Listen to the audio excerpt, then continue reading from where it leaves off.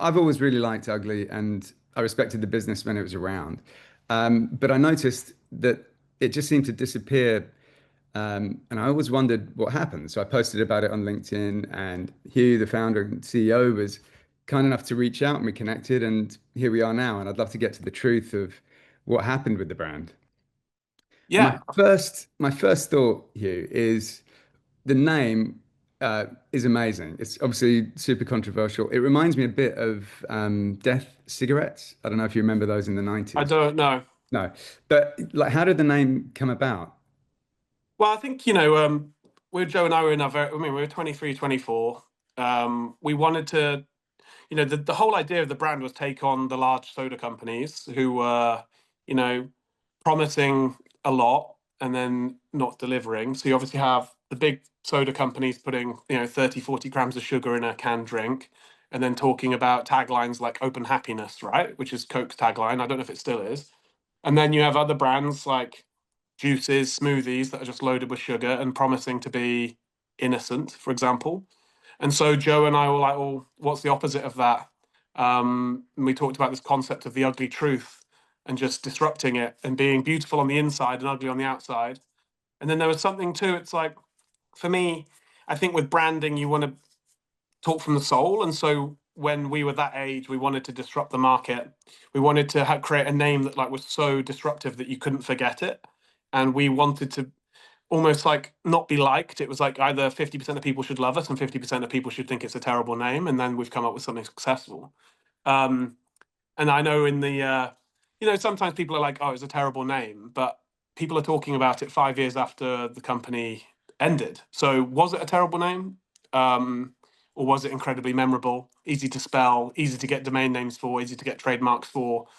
Yeah, I Um, think that's actually a really good point because some people are really not. I don't know if precious is the right word, but they really care about the name, and I'm more open to it because I think a name is a bit like a logo where people will associate certain things with it in their own minds. yeah, No question that a four-letter name like Ugly, which stands out, is clearly going to be memorable, clearly yeah. easy for word of mouth. People are going to be able to talk about it easily. But Yeah, I mean, it depends on as we were just talking before we hit record about the markets, right? So in the UK, it probably doesn't make sense as a name, but the business was designed with a US launch from the beginning. I mean, my rationale was if you're going to exit a company that's taking on soda, you have to exit to a large multinational beverage company. Pretty much 95% of those are US companies, and they're Mhm. not particularly acquisitive in the UK and the EU. So you can kind of count Innocent as a beverage exit. Coca-Cola bought that in early 2000s, but within the last 20 years, there's maybe in the UK I can think of Jimmy's Iced Coffee and Plenish selling to Britvic. Maybe there's others I've missed, but other than that, there aren't any exits. Yeah. Yeah. Whereas Coke and Pepsi, Budweiser, Dr Pepper, Snapple, they're all US companies. So my rationale was if you're going to get an exit, this has to work in the US, or build a concept that's going to work in the US, rightly or wrongly. So I didn't build provenance into the brand. But So it was were never you thinking more about the US because Ugly here was seemed to be like a completely new category, but in the US, obviously there was LaCroix and a couple of 100%. other brands. Yeah. So when we had the idea for the business, it was like, well, LaCroix is like the fastest growing beverage company in America. It's this 30, 40-year-old business from Florida, Wisconsin, right? That was part of a large publicly owned company that had multiple brands, and it had kind of gone viral with almost by chance by a few GQ articles. And we felt, well, let's bring a fun, energetic brand into that category. Mm. It just so happened that at the same time, maybe four or five other brands had that idea, right? So Pepsi launched Bubbly maybe Yeah. 2 months after I'd moved to America, right? So we were setting up, and then they did the Super Bowl commercial. And Um, Coke had Aha. Coke had Aha, which is now gone, like a little bit after, which was obviously Bubbly's done very well, but also at the same time you had Liquid Death. So Mike, the founder of Liquid Death, is a friend of mine, and we used to text and chat about launching our brands, and he had a slightly different angle, but on a similar concept of like disrupting soda and sugary drinks and plastic bottles for him, but using a kind of anti-brand. You could argue Ugly had a similar ethos. Um, but that was the idea. And then in the UK, obviously, it's like just a very different market in the way it's done. But in the US, I think we didn't want to build a brand with provenance because, as you can see, like even with Liquid Death challenges on shipping spring water from Austria to the US, kind of defeats the object of the eco side of it. Spring waters can sometimes be challenging to work with. And then obviously, if we talked about the provenance of the fruits, it's like I always wanted to, from an eco point of view, wanted to make the product as close to consumers as possible. So if you make product X in the UK and ship it to America, it's not great, right? Mm. If you're using fruits from the UK and shipping them to America or whatever.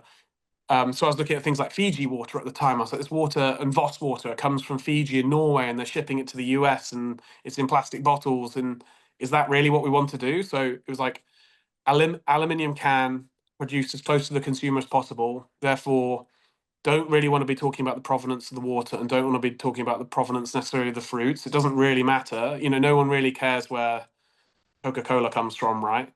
Yeah. Um, so that was my rationale in terms of like how big can we scale? So can you make it on the West Coast, the East Coast? Because New York to Los Angeles is like London to the Congo, I think, in terms of distance. So you can quickly kill your business if you don't prepare for that. Yeah. Um, so that was a rationale. And then if you're preparing for that, you go in the branding. It's like it's got to be about the mission, the raison d'etre, the like reason to exist, the disruptive nature of it. And we wanted to build something that could speak to a demographic, and be memorable and disrupt in a way. And you can reverse engineer in hindsight and say ugly was a bad name. Sometimes you could think that. I mean, there's certain retailers in the UK in particular who never wanted to take a meeting with us because of the brand name, um, which But is I fine. always think of a bathing ape, which is such a crazy name for a Yeah, clothing brand. And everyone said that's mad, but fans call it Bape in the end, and that really stuck. So there's I'm loads open of to names, you know, Well, there's loads of being crazy what they names, are. right? What are like Monster? Monster is one of the biggest energy drink companies in the world. Red Bull is a crazy brand name. Coca-Cola is even a weird brand name when you think about it. Um, so for ugly, it's like like it's easy to spell, rolls off the tongue, felt disruptive, I felt like we guess, could, yeah, do you think felt. the name was a net positive in the end? I think the fact people are still talking about the brand tells me that it was memorable, Yeah. which essentially is all that really matters. And obviously, the design was a big part of that as well, in terms of disrupting with color. The logo is, I think, spectacular logo, um, but I'm a little biased. No, listen, Um, I love that can. I remember when I saw it, I was like, what the hell is that? well, And that's it yeah, caught me at a time when I've been trying to be sugar-free for many years and not particularly good at it. But when someone came along and said, look, we've got a water with flavor that's 0 calories, I just thought that's amazing. yeah, And and I was and a big fan of it. I like the lemon and lime. That was probably my favorite. Well, yeah, as a marketeer, right? It's like Seth Godin's Purple Cow book, right? You're on a train going past field after field of cows, and then one of the fields has a purple cow in it. What do you remember? The purple cow. You're going across the beverage shelves and someone's called it ugly. What do you remember? You don't Mm. remember all the other brands. So that's a bit of the rationale. I think in the UK, we potentially had a challenge as there was a nascent category at the time. We had no sweetener in the product.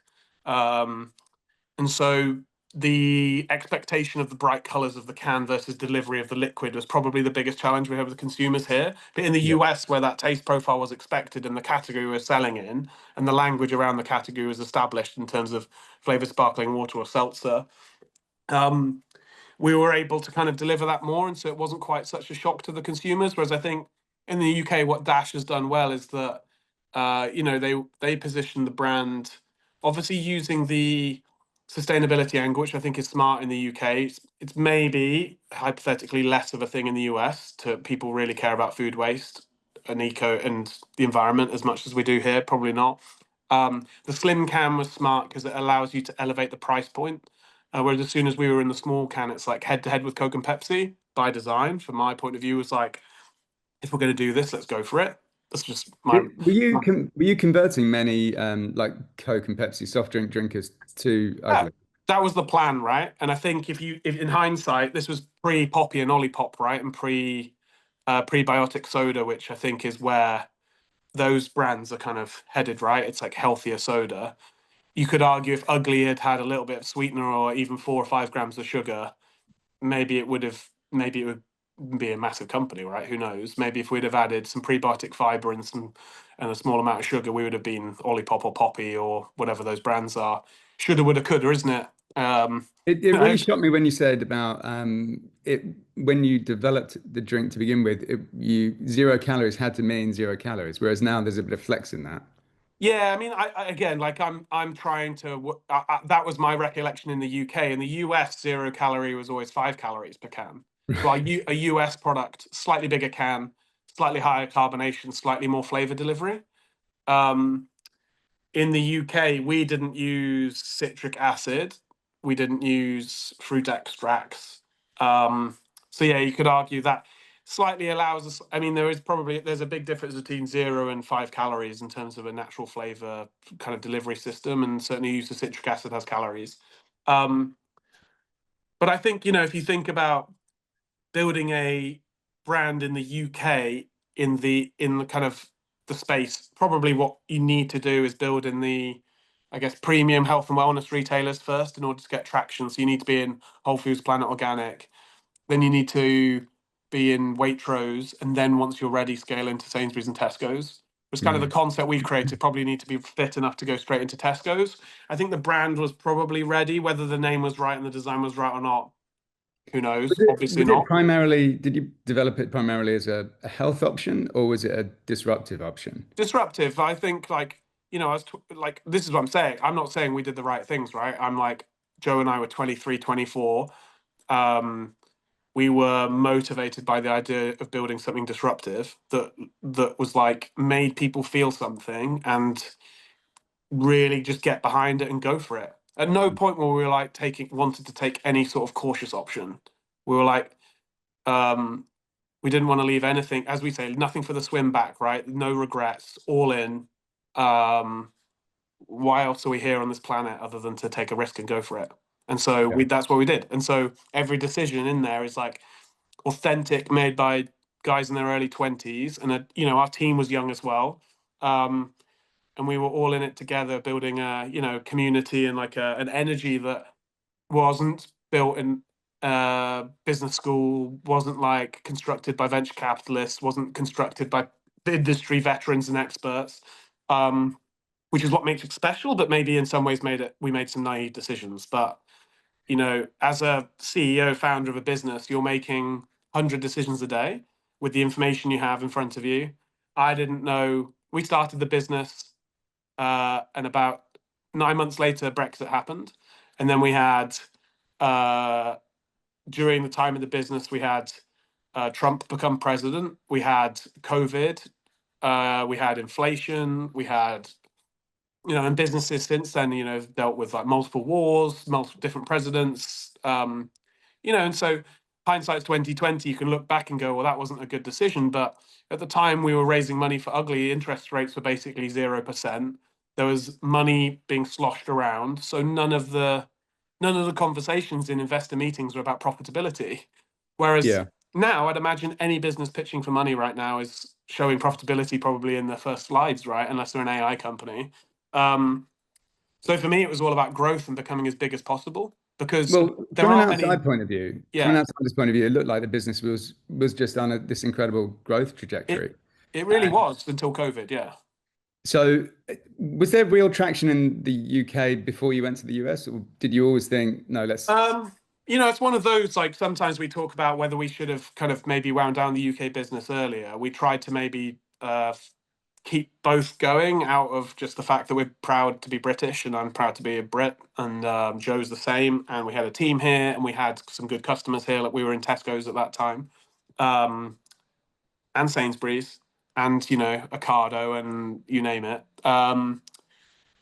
Uh, so yeah, but traction in the UK was okay, but in the US it was just like the liquid just worked, right? Because people knew what to expect, and was then we that from would. day one? Did it take off immediately? Yeah, yeah, it was. We never really had an issue with product. We never really had an issue with product market fit in the US. The challenges in the US are much more complex in terms of distribution strategy, manufacturing, unit economics, and then cash. Cash is like the biggest reason Ugly didn't work out. If you put $100 million into Ugly, like some of our competitor brands in the US had, I think the brand would still be around today doing hundreds of millions of revenue, maybe. Yeah. Um, Were you so marketing in a similar way in the US to over here? yeah, I mean, we Yeah, I think. I mean, again, we probably because of COVID, the strategy had to change. Like that's the reality is we had to lean much more digitally. And I think for an ice cold drink that tastes good, you'd rather be meeting people in person. Yeah. Um, so our strategy was to be building the brand in retail where people are thirsty. Um, we had a tall can as well, so we had the 16 ounce, or in the UK, what, like 500 ml can.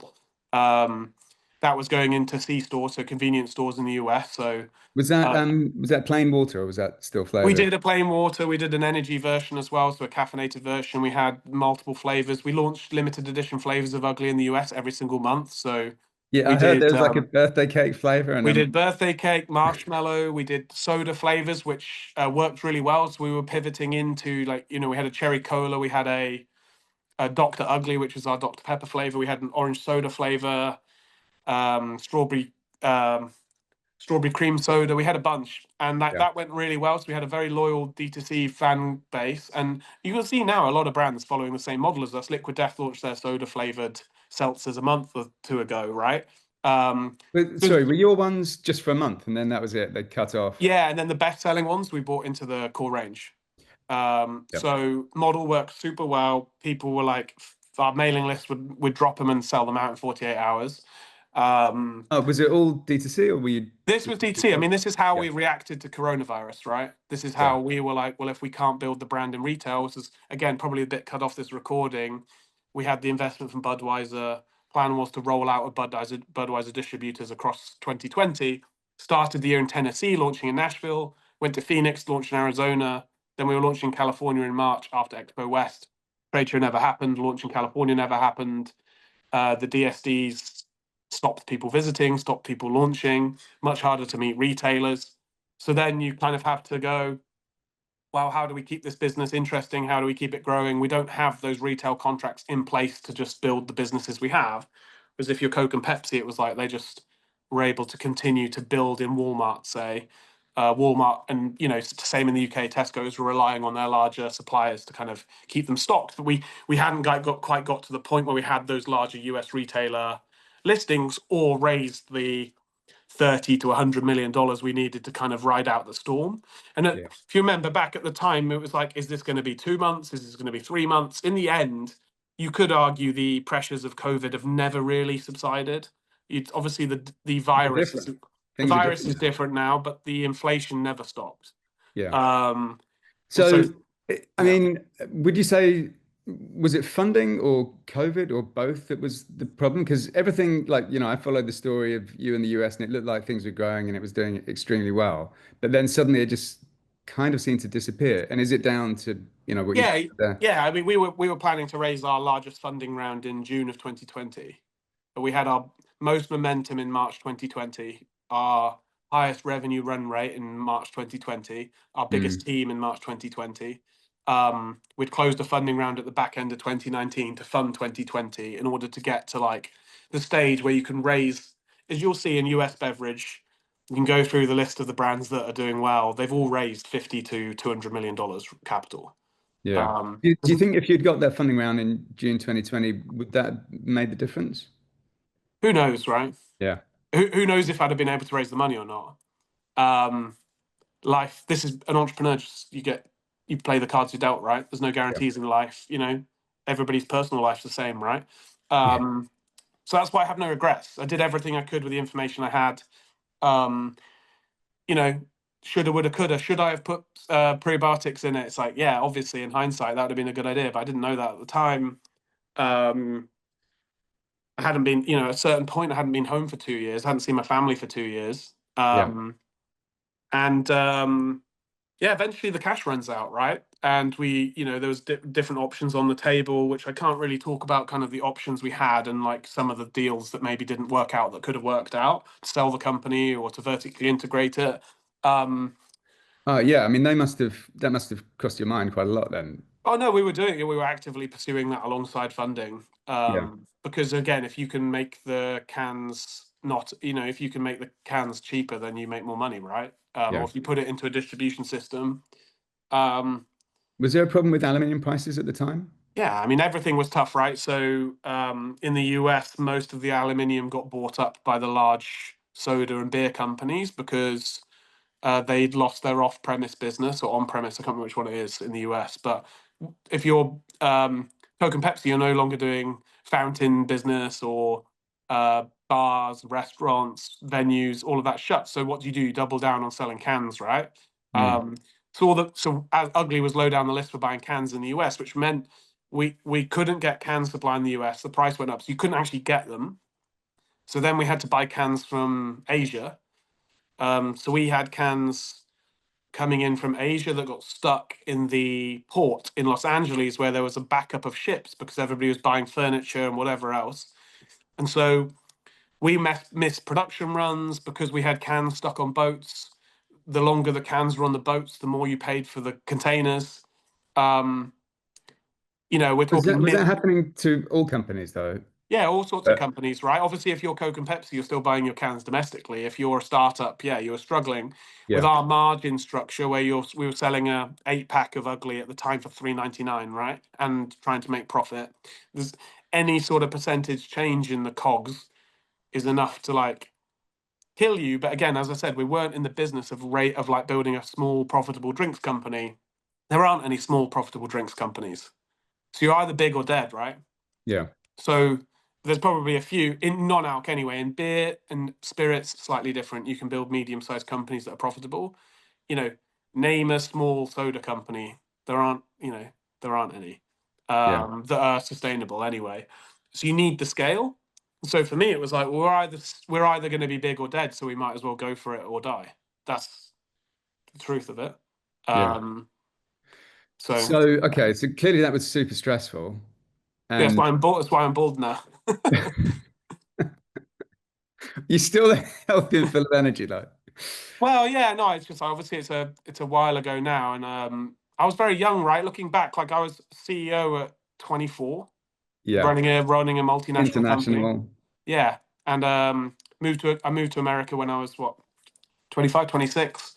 yeah, Stayed on a friend's spare room for a long time. Had to get my social security number. Didn't know anyone in America. I rented a flat with no kitchen in it to begin with because I couldn't put a deposit down because I didn't have a guarantor for a deposit, right? Because I had no credit score. So like these are all the realities that we faced. And Joe and I as co-founders were in different countries. We were young. We were making decisions on things that most people would make. You can play this game like 10 times and make 10 different sets of decisions, and every decision impacts your next decision. I could probably list like 10, 20 things I'd do differently, but also there's 10, 20 things we did right. It's hard to separate the butterfly effect. do you think if you were doing it again, would you navigate it differently, and do you think you could make it work now long term? Obviously I'll say yes, right? But So you think probably yeah, it's I think there's possible, things. I think making a beverage company work in America is like probably one of the hardest business models to execute there I is. would imagine. Yeah, so there are hundreds, if not thousands, of dead beverage companies in the UK and the US. So it's like difficulty level as hard as it gets in consumer products. I think ice cream's not easy, right? I'll say that. Um, Most competitive. The competitors you're up against are the biggest companies in the world, right? Coke, Mm. Pepsi, Red Bull, Monster. I mean, you're up against it, right? Both in terms of in the US distribution systems, which Coke and Pepsi have the best distribution systems. So you're up against it in terms of getting into the store, let alone getting on the trucks, let alone getting on the shelf. Mm. Um, so you're up against it, but I would probably stay smaller for longer and have a smaller team. But even the way I'd raise money now would be different because of the way the markets are. I'd be trying to build a business that was sustainable. Um, so by default, the unit economics are tough, right? So you have to get to scale. So you try and When find a way to get to scale faster with a YouTuber, a creator, some sort of unfair advantage, vertical integration with a manufacturer, something that would be able to give you the fix of or raising loads of money, right? yeah. Something that rigs the game essentially in your favor to make it work. When you Um, talk about a more sustainable business, do you mean like you might go down a health route and only sell through independent health grocers or something like that? yeah, the problem is for beverage, it's like you might not be able to get the scale you need to make the unit economics work. again, I think where Dash has done a good job is they're able to premiumize the category, which gave them more margin to play with through a combination of positioning in the UK. The slim can allows you to increase the price. Mm. Um, the provenance of the ingredients allows them to increase the price, which meant they could go into maybe more premium retailers and maybe kind of incubate it a bit more in terms of the category further. It Yeah. means like 5 years down the line, they're in a really good position now to now take that concept and put it into meal deals at Tesco's and Sainsbury's. So in the UK, that strategy has worked very well. Um, and I think that's a good model to follow here. Again, probably still had to raise a lot of capital to do that. And again, liquid death's not worked in the UK, right? Because the UK marketing, positioning, the demographics, the consumer way people buy beverages is different. And so in the US, that brand can work. In the UK, it can't. It's not always apples to apples when it comes to distribution and beverage concepts. So Why do you think that's different in here and there? I just think like the way the five supermarkets work is that they dominate the store concepts at all the different sizes. So you have Sainsbury's and Tesco's local and express stores, right? You have the hyper stores. You have Waitrose being like kind of the middle class retailer. In the UK, there's 9 Whole Foods, right? In the US, is 500. So Yeah. you can build a multi-million-dollar business in just Whole Foods in America. Very hard to do here.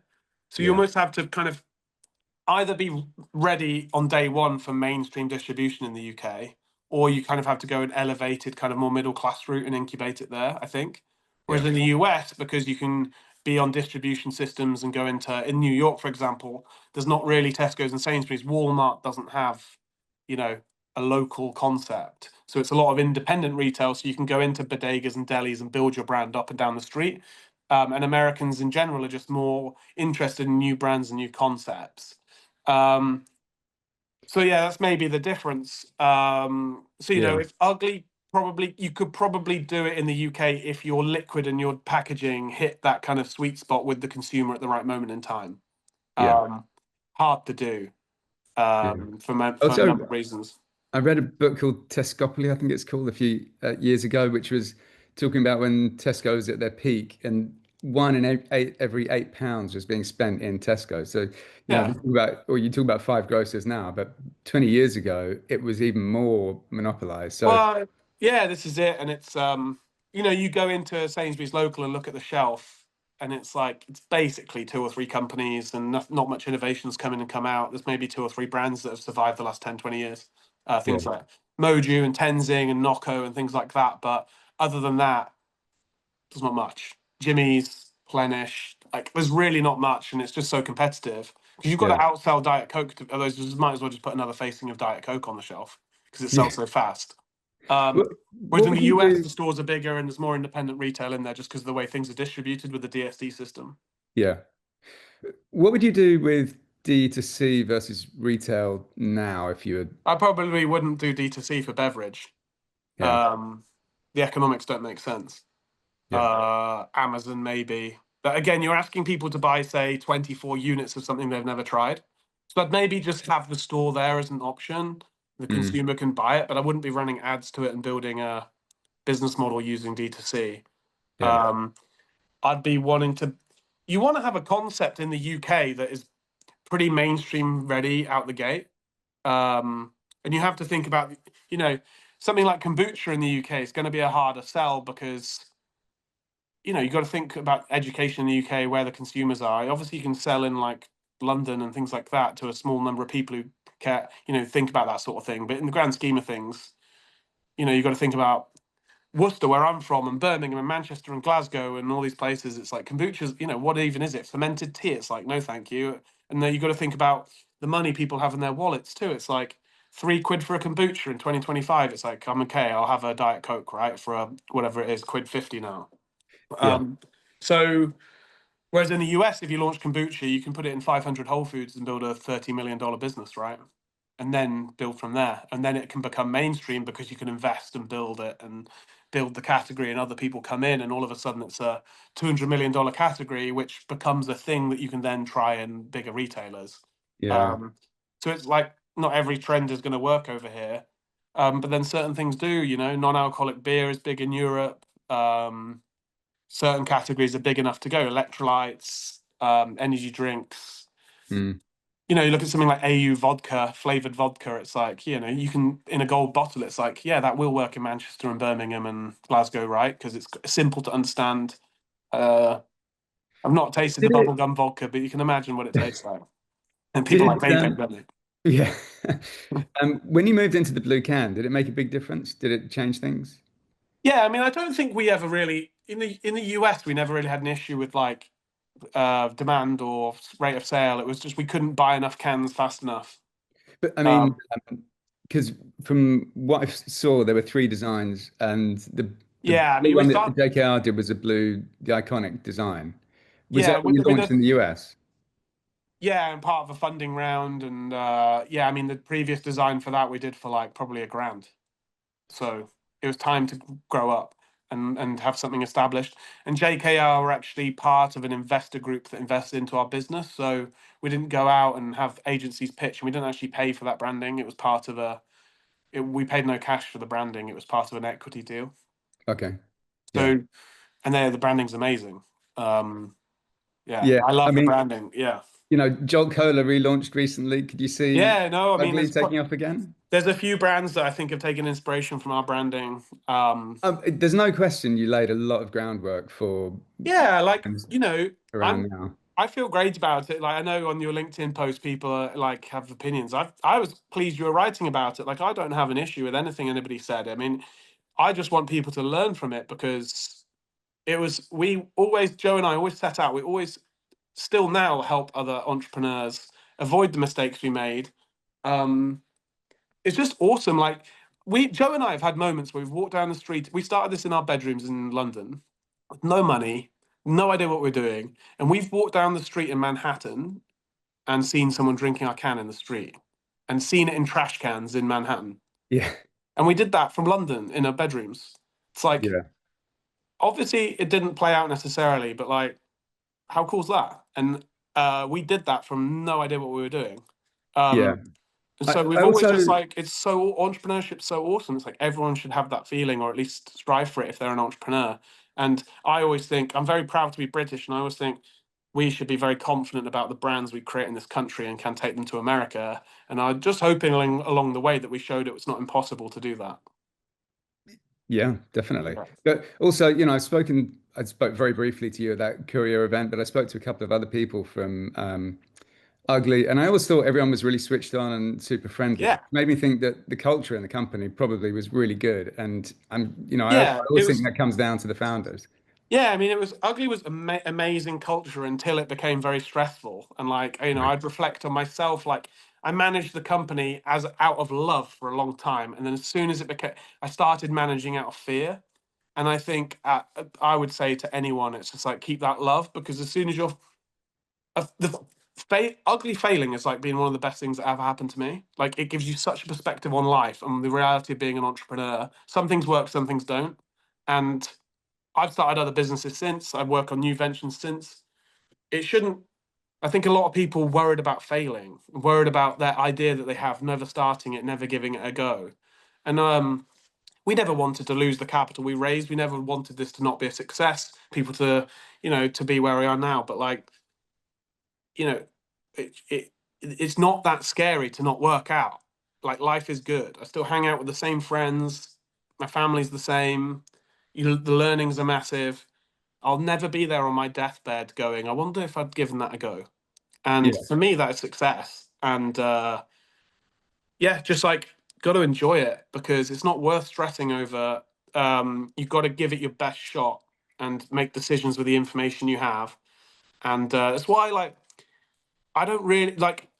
I think some people would, when they see the LinkedIn post that you posted, would feel like upset or. For me, I'm like, this is. I don't have any feelings about it because I gave everything. I know all the decisions I made were made with the right set of morals, like all of that stuff. I tried everything. I couldn't have worked a drop harder. I put everything into it. So come out the other side, and it's like just an amazing experience to have lived through. Um, and so yeah, for me, that's kind of how I look at it. And I just would love to share the learnings, and like if if anybody, so my email address, it's like if had another person reach out from the LinkedIn posts like who's starting a beverage company, it's like I don't have a horse in the race anymore. I've just got like so many learnings and painful lessons that I can share with people. So yeah. Yeah, that's amazing. I feel like I like the phrase you learn more from your failures than your successes, but I don't like the word failures because I think the first experience, or particularly the first experience, but it could be any time, you're gonna learn so much from it.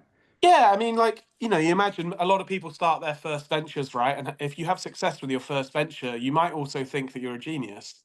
But in reality, it's a huge amount of luck, huge amount of timing. Um, in America, I think there's like a massive tolerance for failure where it's like, it's almost like if you haven't had a failed venture, it's like you're not really an entrepreneur. Yeah, And I think the UK could do with a bit more of that attitude. Whereas, I know a lot of people who do a business, it doesn't work out, and then they're scarred and they're like, well, I can't do that again. But if you fall off your bike when you're a kid, you get back on it, don't you? yeah, There's a lot of luck involved in starting a startup. You know, a lot of businesses in COVID struggled. A lot of businesses took back off again. Meal delivery companies, right? Business model wasn't working, then it's working again because everyone's at home. So um, if you know what that you reverse engineer it and you say, "Oh, I'm such a smart person. I'm such a genius," and you go and do a panel and talk about all the things you did well. As an entrepreneur who's successful, you need to acknowledge the luck and the people who've done it with you, the team. Like none of Ugly was just me and Joe. We had an amazing team of not only employees but branding agencies, factories, warehouse staff. Like there's so many people that touch the business, hundreds of people. Um, so I think it's good to have that humility in success. And that's yeah, why when things don't work out, it's like the lessons just compound so fast. And I was a nerd, right? You can listen to every podcast, read all these books, go to all these events. The learnings compound when you're in the struggle, and yeah, it just makes you tough. Like I'm very much more zen these days. It's like don't get too high, don't get too low. Understand business is challenging. Um, don't take things too seriously. Um, what are we all doing on the planet anyway? Really, like obviously, we're just here to live, right, and to express ourselves. And um, yeah. You yeah, don't want to be on your deathbed looking back with regret. So, no, don't yeah, have any. Like I don't have any. It's like I've lived in when I was. Honestly, if you'd have met me at 8 years old and asked me what I wanted to do, I was like, I'm going to launch a brand in America. And I did it. more than Um, once. yeah. So it's like, and I'm almost manifested it as a kid. Like that's how insane it sounds. Like I could almost envision doing it. Um, like I loved Richard Branson's book when I was about 10, 11 years old. I always loved that brand Virgin Cola journey. Again, another brand that didn't work out, right? So I'm sure he's got, you can read his book and read his learnings on Virgin Cola about going up against Coca-Cola, right? Maybe I should have learned from that rather than getting inspired by it. But yeah, just like think people should give things a go. Yeah, Um, yeah, but yeah, there's a lot of reasons Ugly didn't work out. That it's just like you can kind of be like take an MBA angle on and reverse engineer and try and work it out. But reality is it's just a set of circumstances that some out of our control, some within our control. They all are interlinked and interconnected.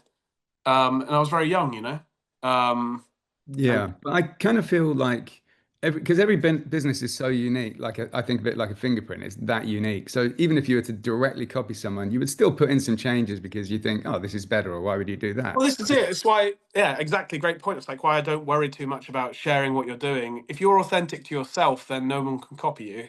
Yeah, Because like I said, you're making 100 decisions a day in your company. To copy somebody 100 every single decision they're making, everything they do is impossible, right?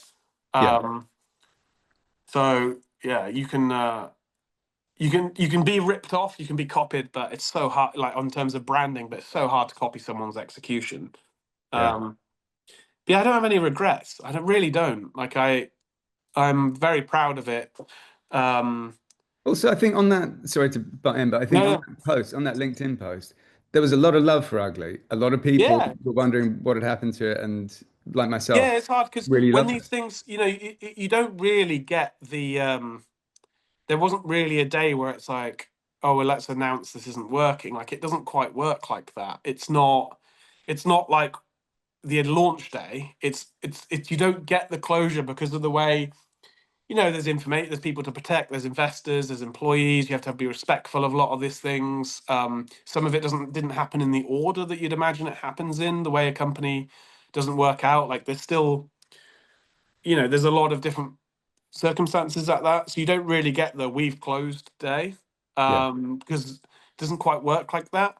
Um, so yeah, there are some unknowns, and then in the days after it doesn't work out, or certainly even the year or so, I wanted to be respectful for like to the investors, the Joe, my co-founder, employees.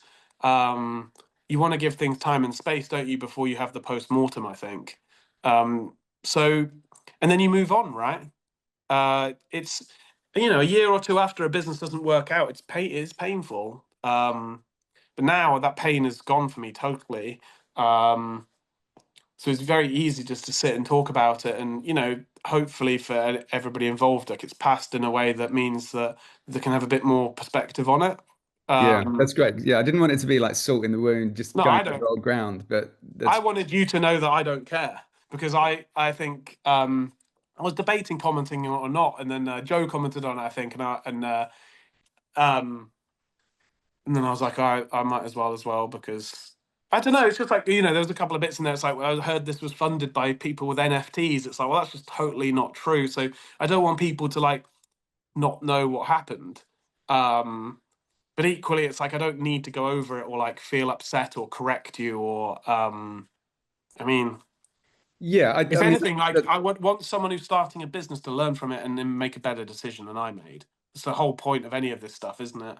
Um, I was yeah. very How else are you going surprised to to see. learn? How Yeah, else are I you was going to very learn if it's surprised not to see that it in on your LinkedIn. experience? It's almost what, like 4 or 5 years since we left the company now. Yeah, Um, you know, Team members from Ugly have gone from like being like 21 to having children, right? Married with kids. Um, like that's how we grew up during this. The average age of the company was like 24 at one point, or 25. It's like we're all adults. We've all grown up now, and yeah, life moves on. yeah. So yeah, yeah, quite a crazy journey. And again, maybe as you get older, it's hard to take those risks. Hard to. That's what I think about quite a lot. Is that the fact we did that in our 20s? It's doing in your 30s to take the risks we took would be very hard, I think. Um, Naivety can be an amazing, uh, that's what I well, mean. Like, yeah, thing. it was just like fearlessness, isn't it? You don't, it's a bit like when you watch like a 4-year-old learn to ski, or watch a 40-year-old learn to ski. You Yeah, know, yeah, it's probably easier to learn to ski when you're a child, isn't it, than when you're an adult? And it's for that reason, because you don't really know how bad breaking a leg is going to hurt, right? Or how much of a pain it's going to be. yeah. Um, so Yeah, I'm yeah, conscious of the time, because I know you said you needed to go. So, well, yeah, I'm a bit late for that anyway. But yeah, okay. no, I could talk all day about this. But yeah, I yeah, just like I think a lot of your takeouts were solid on that LinkedIn post. It's just I always want people to look at it through a US lens rather than why didn't this work in the UK lens? Because it was always built from day one that we're going to take this to America, and we raised money from Budweiser, and we were going to roll out in the Budweiser distribution system, which is the largest beverage distribution system in America outside of Coke and Pepsi, who obviously wouldn't put us on their trucks. Um, Ghost, the energy drink, has sold for billion to $2 billion using the same distribution system, right? And Bang Energy was doing $1 billion through that distribution system. So COVID happened, and who knows what would have happened? But yeah, it's not quite as simple as going, "Oh, the name was a bad name." It's like actually, you know, uh, capital, cans, COVID, distribution systems, all part of it, rather than this didn't work in Waitrose in England. It's like, well, at one point we were in what 10,000 stores in America. It's like Waitrose has 200, 300 retail stores. I don't know, but Yeah, we were trying to do something very different to what Dash is doing now. I think Yeah. they've done an amazing job, by the way, and I Yeah. buy it. I buy it because I like it. So don't want to seem like I'm giving a hard time to them either. But yeah, just different ways of executing against a similar problem that have doesn't necessarily mean one is right and one is wrong. Just different timings, perspectives, executions, and slightly different results to where we are now. But as I said, we were always in it to go big, and so for me, there was no point being a small company. It's either big or dead was always what we said. But Um, I don't think anyone would look at Ugly and go, okay, you were in, I read it was 15,000 stores in the US, maybe it was yeah, 10. But either way, no one's going to look at that and go, that's not a successful company. And that's going to look like a success to yeah. It looks like again, outsiders. it's one of those, right? Like we had to go in that many stores to get economies of scale. So like that's the challenge of running a business with bad unit economics. And most things I'd start now had different unit economics totally. But you're up against Coke and Pepsi, so you have to be cheap. And if you want to sell, we sold millions and millions of cans of Ugly, right? Obviously, there's that post the other day. It's like to make $1 million, you can sell a million things for $1, or you can sell 10,000 things for 100 quid, $100, right? It's like it's harder to sell a million, millions and millions of cans. It's challenging Yeah. without losing money. Yeah, but yeah, All right. that's Well, yeah. But it was nice to chat. I'm glad you reached out, and it was a fun LinkedIn post. It was nice to see it come up, and a lot. I didn't realize commenting on it would make it go like into the algorithm like it did. So I hope you enjoyed it. I did. I found it funny. but I really appreciate that, Hugh. It was No, it's just an cool. opinion from what I'd researched, but it's really, it's amazing that you reached out and that we're doing this talk now. So No, it's people cool, really isn't it? hear Like what happened. I'm glad it's a conversation. Like I'm happy to answer anyone's questions on it. Like within reason, can be a totally open book on it without like obviously there's people you have confidences in and wouldn't want to disrespect investors in the business or anything like that. So I just have to follow some sort of respect there. But like a lot of the learnings are things I would be comfortable sharing with anyone. Yeah. So yeah, and I'm sure Joe might have different perspectives on it as well. But I'd hope he'd agree with what I've said with you today and the team we had as well. Thank you very much. Hey, no worries.